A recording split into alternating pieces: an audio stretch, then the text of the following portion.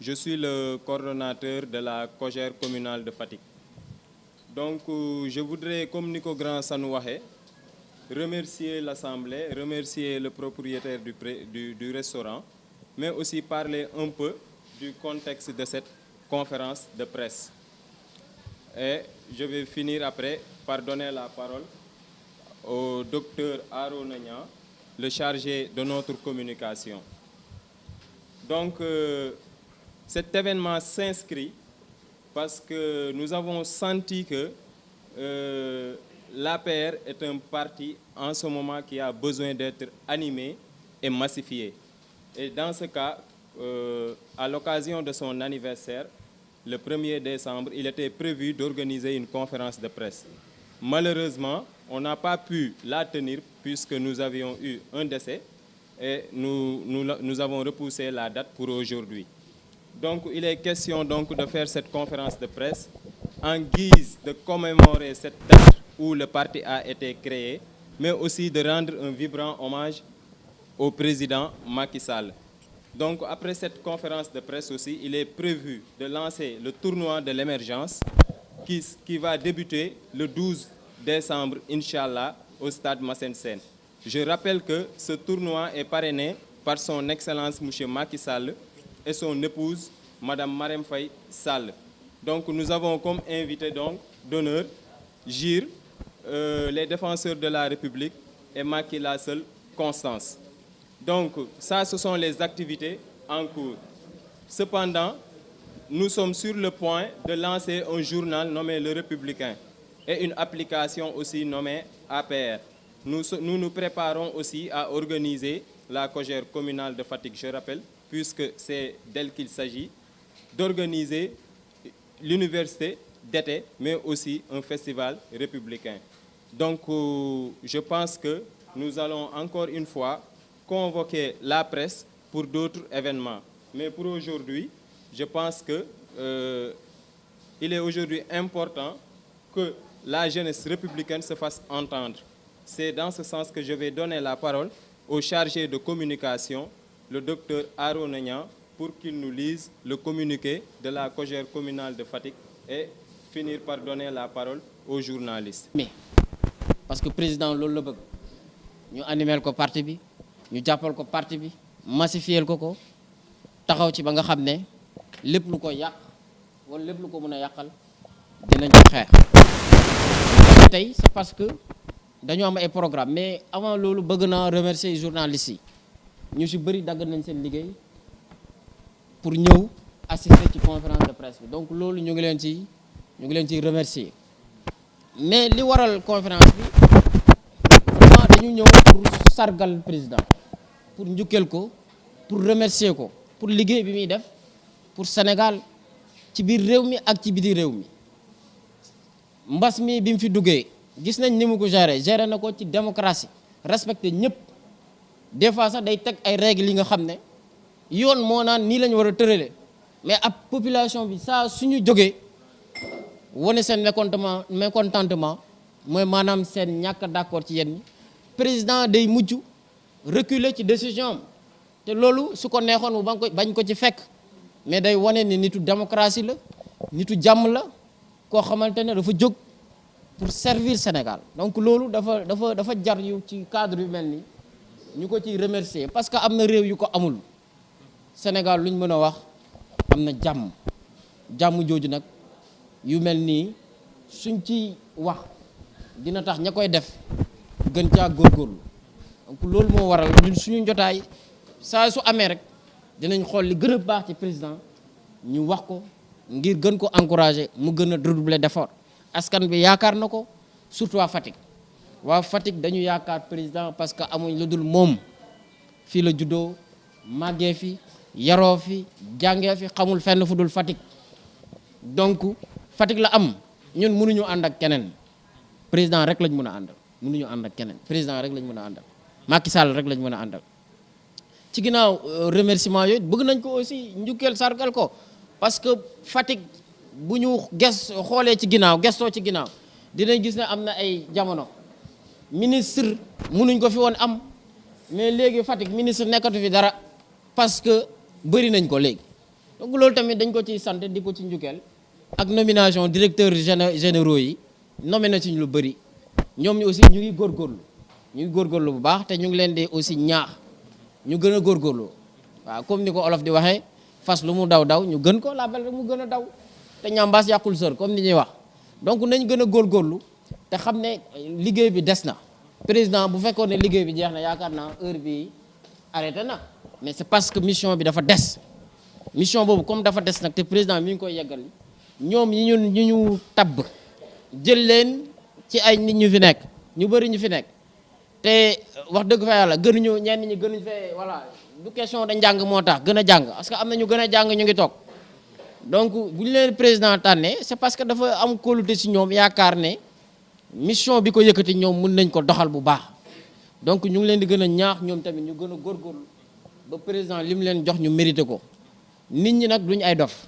xam nañ bu baax li politique xam nañ bu baax ku nekk ci li nga nekk ku liggéey xam nañ ko ku liggéeyul xam nañ ko donc ñiy liggéey ñu ngi leen di sargal di leen sant di leen gërëm te di leen ñaan ngeen gën a dolli parce que des na jeunesse bi liggéey ñi ci bëri liggéey yu ñu bu ñu nëbbantee ñun on est en famille aujourd'hui li nekk en famille nag comme nit ko tubaab di waxee le linge sale se lave en famille donc loolu nañu waxante dëgg jeunesse bi am na ñuy liggéey am na ñu liggéeyul nañ góorgóorlu ci loolu te mbëkk mi je crois que Fatick joxe na ci exemple parce que Fatick bokk na ci localité yi nga xam ne cas yi nga xam ne mooy maanaam ñi mbëkk te cas yi bëriwul Fatick même su waaw bu fekkee bon mun nañu wax sax amul donc loolu je crois que day wane di firndeel que ne waa Fatick jeunesse su Fatick jeunesse boo xam dañu gëm seen bopp la ñun dañu yàgg gëm suñu bopp ba ñuy xeexal président boobu mënuñu sax woote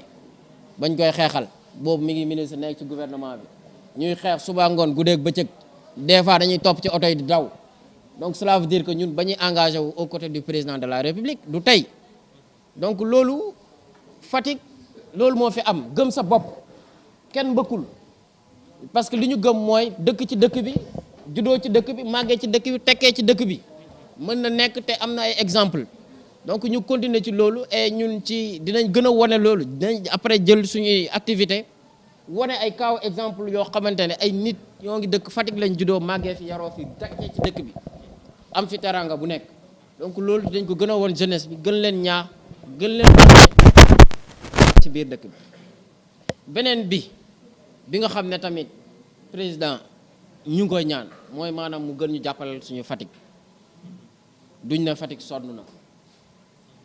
sonn na président am na lu mu fi def li mu fi def bëri na waaye dañ ne ñun Fatick suñ sañoon mu mel ni Diamniadio buñ sañoon mu mel ni sax France ñu defaraat gën a defaraat usines yi fi nekk yi nga xam ne maanaam dañ fi nekk rek te doxaguñu mais yaakaar naa man liggéey boobu noonu ñun waa COJER bokk loolu la ñu gëm usines yooyu buñ ci taxawee ba muy dox dina régler lu bëri ci wàllum liggéeyu xale yi loolu du politique avant politique la moo tax dans ces moments là ñun dañu soxla audience boobu te def nañ lu ne pour am audience boobu bind nañ kaas nañu lu nekk wax ne même ñun aussi ay intellectuel mënuñu wàcc di ci national bi di xeex wala di def comme ni xal ñi suñu rakk yi di def jël ay xeer wala di saaga non loolu ñun mënuñu ko li ñu mën rek mooy li ñu yoon may wax ak presse bi wax ci réseaux sociaux yi pour que audience boobu ñu accordé ñu ko te yaakaar naa dañuy sargal aussi di njukkeel suñu yenn camarades yi nga xam ne parfois président bu ñëwee fii dëkk bi dañuy takk seen fit jël enveloppe boo xam dañ ko bind bu demande d'audience pour jox ko président main à main des fois dañuy sax jël risque songu garde corps yi pour jox président lettre boobu loolu mooy wane ne jaral nañu lu nekk audience boobu donc ñu ngi koy ñaan mu gën a góorgóorlu ci loolu accordé ñu audience boobu ñu mën a waxtaan ak moom ci lu bëri parce que ñun aussi dëkk bi suñu dëkk la réew mi suñu réew la ay ndaw réew lañ amuñu feneen amuñu lu dul suñu président suñu amee lu ñu métti wala lu ñu bëgg suñu président lañ ko mën a joytu donc ñu ngi ñaan président mu accordé ñu audience boobu ñu wax ko suñuy problème te xam nañ ne mën na ko régler bu ko mënutoon régler duñ ci jël risque yooyu yëpp mais c'est parce que mën na ko régler te xam nañ ne bés bu ñu jàkkaarloog moom problème yooyu yëpp dinañ ko régler problème mu emploi yi yëpp dinañ ko régler dina gën a taxaw ci loolu ak ci taaru Fatick. Fatick dafa war a gën a taaru te dina taaru gëm nañ ko ñun du ñu mës a jóg ci gëm ne président dina xëy rek wàccee fi Fatick lu kenn yaakaaru loon loo xamante ne dina defar dëkk bi ba faaw. Donc loolu aussi waa COJER ndaw COJER yi ñu doon bëggoon nañu ci appesantir bu baax wax ci beneen question bi nga xam ne bëgg nañ ci wax. Donc président créé na benn kuréel bu ñuy wax conseil national pour l'insertion et l'emploi des jeunes mooy maanaam kuréel goo xam dañuy toog di waxtaanee lépp lu jëm ci problème mu liggéeyu xale yi ak seen formation ak lépp. ñun nag ndaw COJER xaaruñu kenn yegg si ci dëkk bi pour ñu commencer déjà présent ñun commencé nañ liggéey bi koñ boo dem am na lu ñuy wax ay points focaux mooy maanaam ay représentants yu fa nekk ñu ngi def ay enquêtes di xool jeunes yi amul liggéey te toll ci liggéey war a liggéey te amuñu liggéey am seeti diplôme toog di xaar donc liggéey boobu ñun daanaka pare nañ ko bu ñu paree dinañ leen jébbal ñoom suñu kilifa liggéey boobu ñu xool luñ ci mën régler ñu régler ko. Parce que yaakaar naa COJER loolu rek mooy mission am mooy ñu jàppale askan bi mooy ñu jàppale jeunesse bi mooy ñu jàppale képp koo xam ne war nañ la jàppale te nga yellool ko. beneen bi ci li ñu bëggoon a terminer jeexale waxtaan bi mooy tournoi bu ñuy organiser tournoi bu ñuy tuddee tournoi de l'émergence. Émergence nag ku ko dégg mooy defar dëkk bi soxali dëkk bi changer taaru dëkk bi ba mu gën a rafet ba mu gën a dem ci li ñuy wax développement.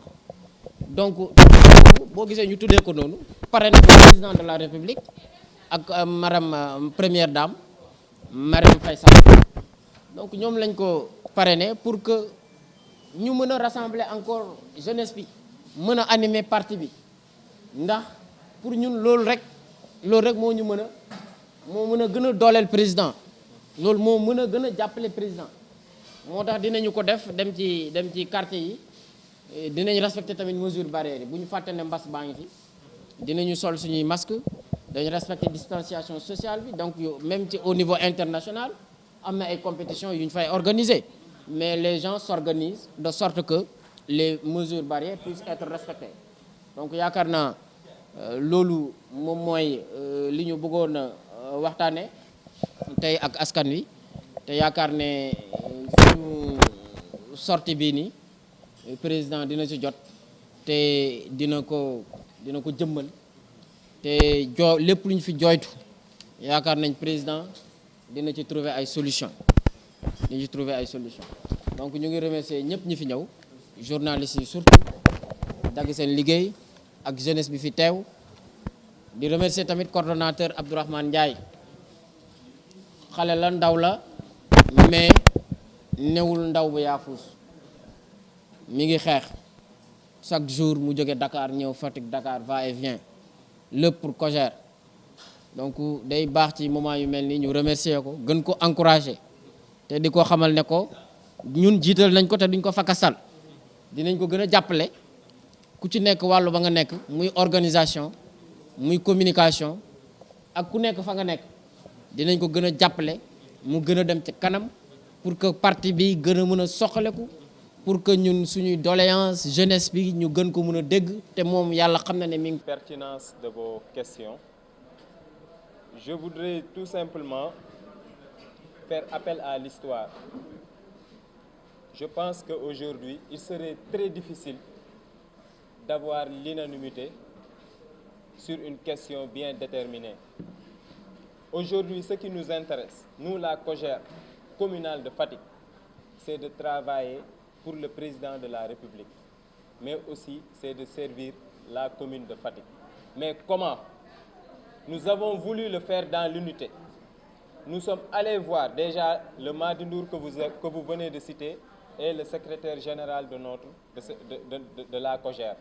Nous étions 6 candidats. On avait prévu de faire une assemblée générale et, alhamdoulilah, nous avons eu un consensus fort et je dirige et il y a les autres 5 candidats qui sont dans les commissions. Maintenant, je voudrais tout simplement assurer à tout le monde qu'il n'y a pas de division. Parce qu'on ne peut pas parler de 2 COJER on peut parler d'une seule cogère là où il y a tous les jeunes républicains. Maintenant, pour moi, il y a des considérations partisanes. Si quelqu'un se permet, par exemple, de faire du favoritisme politique, de prendre 4 jeunes et de vouloir en faire un cogère, les réalités sont là. Est-ce que vous voyez sur le terrain une autre cogère à part nous? Vous ne les voyez pas et vous ne les verrez jamais. Je vais vous donner un exemple. Lors de l'arrivée du président Macky Sall, sa tournée économique, le samedi et le lundi, 2 jours, nous sommes les seuls jeunes républicains à avoir accueilli le président de la République. Ça fait 3 mois que nous courons derrière eux. 3 mois. Plus de 3 mois pour travailler avec eux. Ils ont refusé catégoriquement de s'asseoir autour d'une table et de parler avec nous. La cogère, c'est le temps de l'action. On ne peut pas s'attarder sur certains détails. Ce qui nous intéresse, nous, c'est Fatick. Et je voudrais lancer un vibrant hommage ici à tous les leaders de Fatick pour qu'ils s'unissent aussi. Parce qu'on les voit qu'ensemble, que lors des élections. Mais quand ils vont se réunir pour parler de Fatick. Donc maa ngi ñaan leaderu Fatick yëpp ñu jàppante loxo liggéey parce que ñoom balaa ñuy ànd rek élection jot mosuñ toog ba dégg ne leader yëpp a ngi toog di waxtaane Fatick kañ lañ koy def bu dee Fatick ñor na leen bu dee le président ñor na leen nañu jàppante ñu ànd liggéey te ñoom bu ñu jàppantee rek xam naa ne day gën a yomb ci jeunes yi. Je pense que le propriétaire de ce restaurant est un exemple vivant. Je veux nommer M. Aliou Gueye. C'est un jeune Fatickois qui a commencé à faire ses humanités ici à Fatick. Et lorsqu'il a eu quelque chose, il est venu investir à Fatick. La cogère, je vous l'ai dit, ce qui l'intéresse, c'est Fatick. Quand on voit un jeune entrepreneur qui essaye de se lancer dans la création d'entreprises, nous ne pouvons que s'en féliciter et venir l'accompagner. C'est pourquoi nous avons choisi aujourd'hui ce local, parce que tout simplement, c'est un exemple, c'est une illustration à suivre pour tous les jeunes. Comme l'a dit le docteur Arona Niang, il est possible de naître ici, de travailler ici et de réussir ici. Donc le président de la République aussi est un exemple. Il a fait ses études ici. Toutes ses études, il a fait ici. Il a réussi ici. Et aujourd'hui, il dirige le pays. Donc je pense qu'aujourd'hui, la jeunesse n'a pas besoin de chercher loin. Les références sont là.